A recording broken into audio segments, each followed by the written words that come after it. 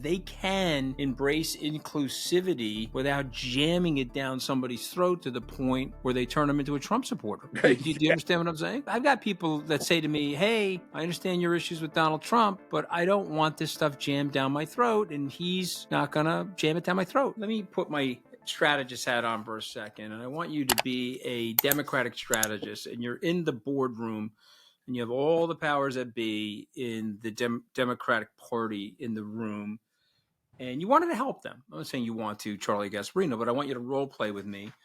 What would you say from your research for this book to them, and how would you try to resonate with them? What would you try to do?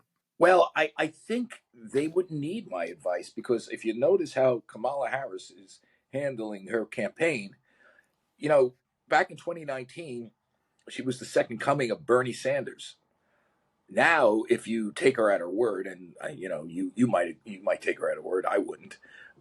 She's like this moderate, Bill Clinton-esque Democrat. She's not woke. She once said we need to be more woke. She once opined about the great need for diversity, equity, and inclusion. And it was a little grating to see somebody like Kamala Harris talk about diversity, equity, inclusion, how we should divide up the pie based on intersectionality, when she's a woman of color but came from a very privileged background, a PhD father, a biologist mom. I mean, my old man worked 3 jobs, and you're telling me that I have white privilege. I mean, I don't know, he's a construction worker, a bartender, that's some privilege there, right? Got me my first job, by the way, at the Silver Moon restaurant in Yorktown Heights, washing dishes. There's some white privilege. I remember the Silver Moon. You were washing the dishes. That's the reason why I got ptomaine poisoning. You were washing the dishes. I poisoned your food, but that's what I'm saying. I mean, this is so ridiculous on its face, but she's not engaging in that right now, and that's the reason. And if she pulls this out, one of the reasons why is because she didn't go there, and she didn't embrace wokeness. She sees it's a loser. By the way, wokeness might sell.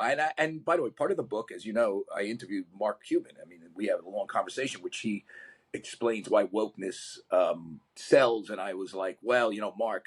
She goes, well, look at these big companies. Look at Apple's woke, and look how much profit. I said, Mark, when I download Joe Rogan on my Spotify and my iPhone, I'm essentially virtue signaling. You're saying that's a political statement, pro woke, and he couldn't really answer that question. He's making a different point. I read that part of the book, and I wanted to ask you about that. So he's trying to say something different, which I would like you to try to intersect your thoughts and his. I think what he's trying to say in my conversations with him is that we want to be inclusive. Ultimately, and I think you agree with this, the way you and I grew up, we don't see color, you and me. We want to be inclusive. And we're trying to figure out a way to add to diversity in employment, add to diversity in a business. And I know if I hire somebody, regardless of race, color, creed, sexual orientation, I've got a bigger pool of talent that I'm drawing from. I think that's what he's trying to say, but it doesn't translate. And so I'm wondering why it's not translating, I guess, is my question to you. Because in the land of the woke, intersectionality trumps your economic disadvantage, particularly if you're a white guy. And it's patently unfair. Right now it's illegal based on what the Supreme Court ruled.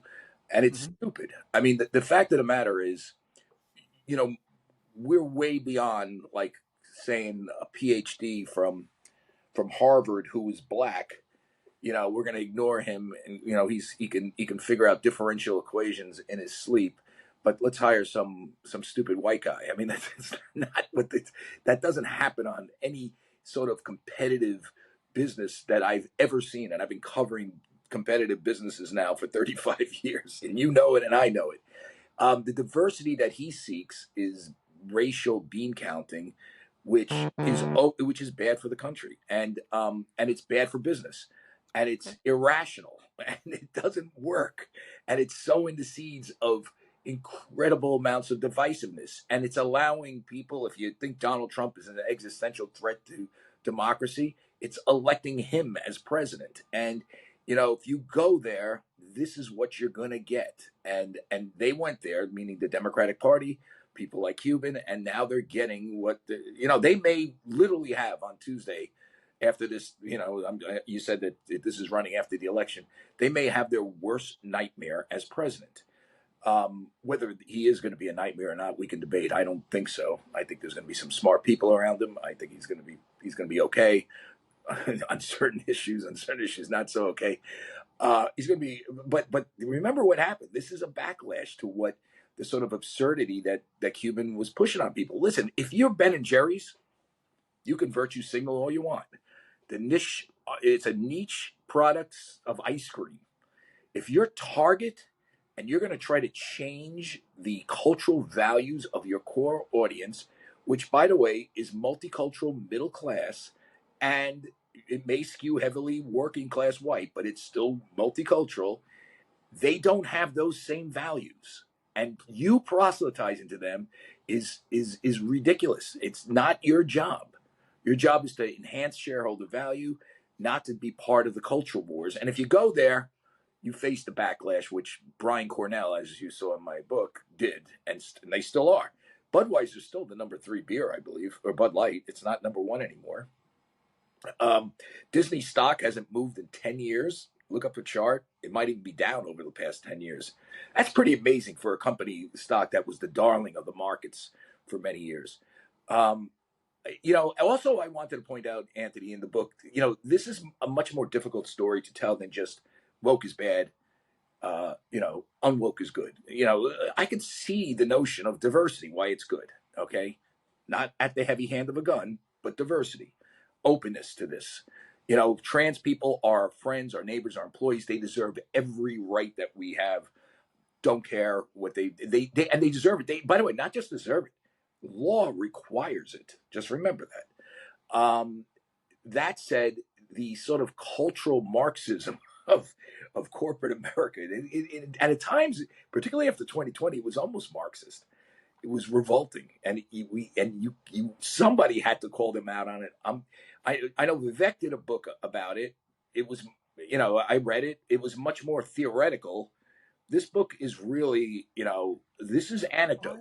I'm sending your book to lots of people. Okay, Senator Gillibrand. I'm sending it to Schumer. They won't read it probably, Charlie, but they should read it because there's something in the book that I think resonates. They can embrace inclusivity without jamming it down somebody's throat to the point where they turn them into a Trump supporter.